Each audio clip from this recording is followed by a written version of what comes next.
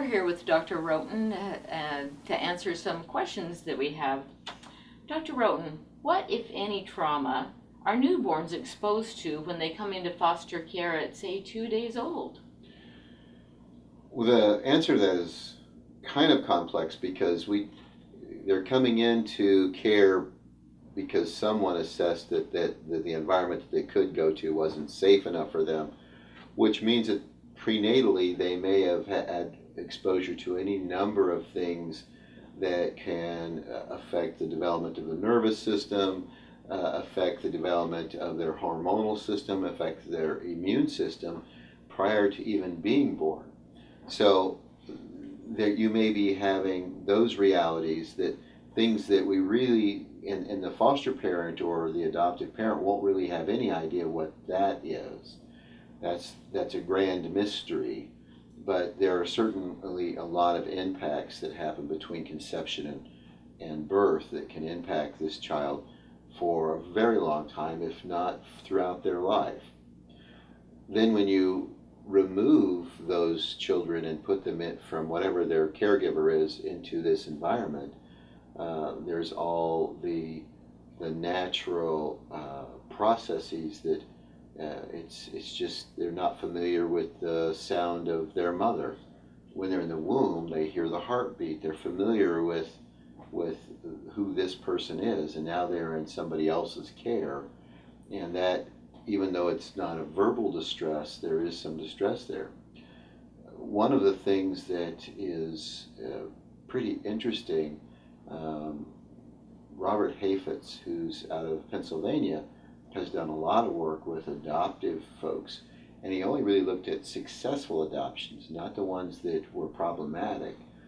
But even at successful adoptions, children that were adopted a few days old to a few months old, where they don't remember any of that transition, frequently on attachment scales, particularly on threat to attachment scales, are sometimes 2 and 3 times more reactive than the general population.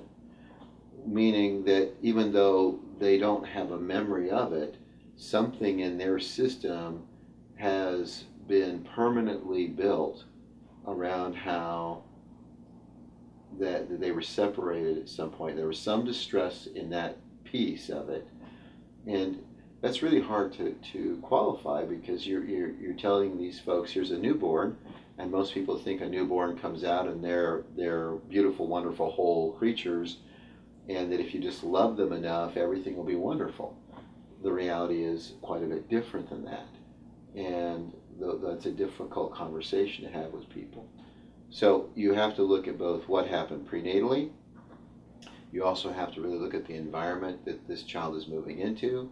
A lot of people that adopt a child or foster a child have their own operating system, and they want that child to fit into it, and they really want the child to fit into it in a way that is compliant or acquiescent, and they really aren't desiring to have this child that they brought into their home have extra challenges. Even though they know that there's a possibility of it, they don't really want to have that emerge. And so when those behaviors do come forward, the distress of the adoptive or foster parent can quite often dysregulate this child. And now you have this, instead of having an adult be securely attached where you're co-regulating each, the co-regulation that goes back between a child and a parent or a caregiver, we now have co-dysregulation occurring where the child is now, level of distress is getting exacerbated. Now, there's also wonderful, great adoptions and fostering that goes on. So I'm not addressing that piece, but the problematic pieces of it are often kind of related to that phenomena.